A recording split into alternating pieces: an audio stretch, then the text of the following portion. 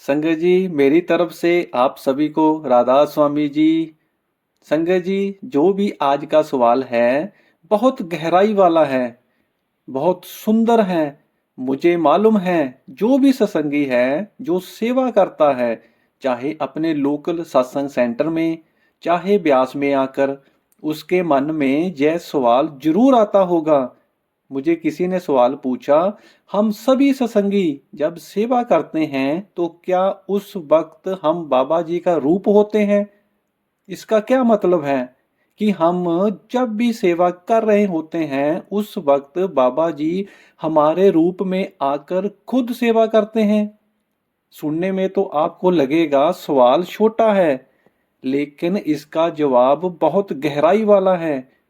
क्योंकि हम कोई ना कोई सेवा जरूर करते हैं, जैसे पंडाल की सेवा, बाथरूम साफ करने की सेवा, कैंटीन की सेवा, सफाई की सेवा, पार्किंग की सेवा, लंगर की सेवा, और भी कोई ना कोई सेवा जरूर करते हैं। उस वक्त हमारे भी मन में आता है, क्या बाबा जी हमारे रूप में खुद सेवा करते हैं? इस सवाल के जवाब को गहराई से समझने के लिए आपको महाराजा सावन सिंह जी के समय की बात सुनाता हूँ। मुझे मालूम है आप भी सेवा पर जरूर जाते हैं, इसलिए आप इस वीडियो को पूरा देखना, क्योंकि यह वीडियो आपके लिए ही है। आपसे एक विनती भी है, वीडियो को देखते देखते इस चैनल को सब्सक्राइब जरूर कर दें और वीडियो को लाइक भी कर दें, और कमेंट बॉक्स में यह जरूर बताना कि आप सेवा पर जाते हैं। अब आगे बढ़ते हैं। ये बात उस समय की है जब ब्यास में महाराज सावन सिंह जी हुआ करते थे। उस समय एक आदमी जो पहली बार ब्यास में आया, उसने पहले कभी भी महाराज जी के दर्शन नहीं किए थे। उसके मन में महाराज जी के प्रति श्रद्धा तो बहुत थी, लेकिन वह मन में बार बार यही सोच रहा था कि मैं महाराज जी के दर्शन कैसे करूंगा। उसके मन में ये डर चल रहा था कि अगर मैं सीधा महाराज जी के पास चला गया तो कोई ना कोई सेवादार मुझे जरूर रोक लेगा। इस सोच के कारण वह महाराज जी के पास सीधा नहीं गया। ब्यास में घूमते घूमते उसको एक सेवादार दिखाई दिया, जो देखने में तो साधारण लग रहा था, लेकिन सेवा पूरे मन से कर रहा था।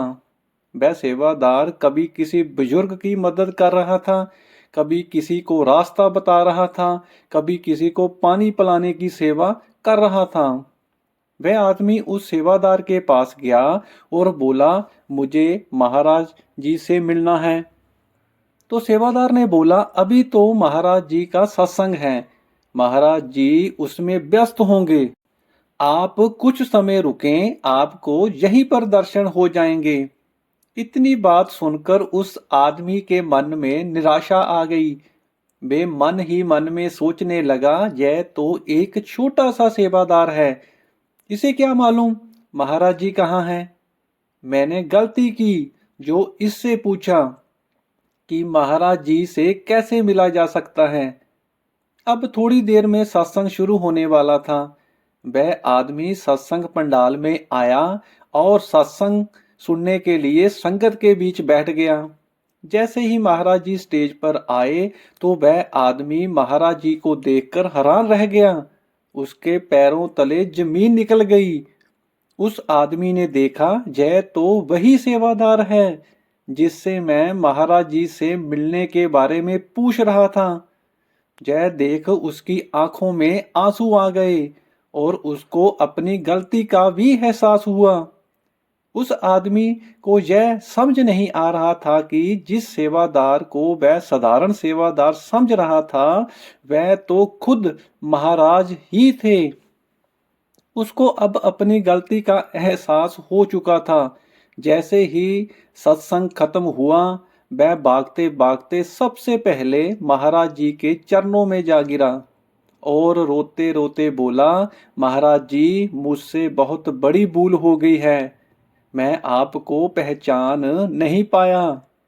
महाराज जी ने उसको उठाया और बड़े ही प्यार से समझाया, बेटा, सेवादार मुझसे अलग नहीं होते। जब वह सेवा कर रहे होते हैं उस वक्त वह मेरा ही रूप होते हैं। उस वक्त उन सेवादारों का शरीर तो अपना होता है, लेकिन उनमें मेरी सोच, मेरी दया और मेरी निम्रता उनकी सेवा में प्रकट होती है। कोई भी सेवादार जब बिना ऊंच नीच के सेवा करता है, बिना किसी हंकार के सेवा करता है, बिना किसी भी प्रकार की बदले की भावना से सेवा करता है, बिना अपनी पहचान के सेवा करता है, उस वक्त वह सभी सेवादार मेरा ही रूप होते हैं। संगत जी, अगर हम सेवा करते वक्त बाबा जी का रूप बनना चाहते हैं तो हमें किन बातों का ध्यान सेवा करते समय रखना चाहिए? पहली बात, सेवा करते वक्त हमारे मन में ये भावना नहीं आनी चाहिए कि मैं खुद सेवा कर रहा हूँ। हमारे मन में हमेशा रहना चाहिए कि हमसे बाबा जी खुद सेवा करवा रहे हैं। दूसरी बात, सेवा करते समय अपने मन में ऐसा अहंकार कभी ना लेकर आए कि मैंने बहुत बड़ी सेवा की है। सेवा का फल निम्रता से मिलता है, अहंकार से नहीं।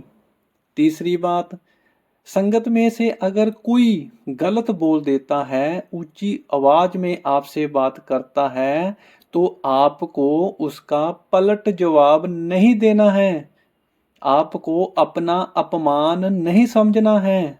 हो सकता है बाबा जी उस वक्त आपकी परीक्षा ले रहे हो। क्या संगत जी, आपने कभी सोचा है बाबा जी हमसे सेवा क्यों करवाते हैं? काम तो मशीनों से भी हो सकता है, लेकिन बाबा जी अपनी संगत को ही क्यों बुलाते हैं? इसके पीछे कई कारण हैं। जैसे नंबर 1, हमारे अहंकार को कम करने के लिए।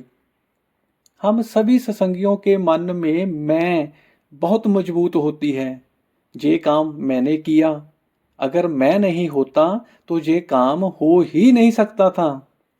ये जो हमारे मन में मैं होती है, हमारे भजन सिमरन के लिए बहुत ही नुकसानदायक होती है। जब हम बिना ऊंच नीच के, जब हम बिना नाम के, जब हम बिना ओहदे की सेवा करते हैं तो यह मैं हमारे मन से निकल जाती है। नंबर 2, मन से अहंकार मिटाने के लिए।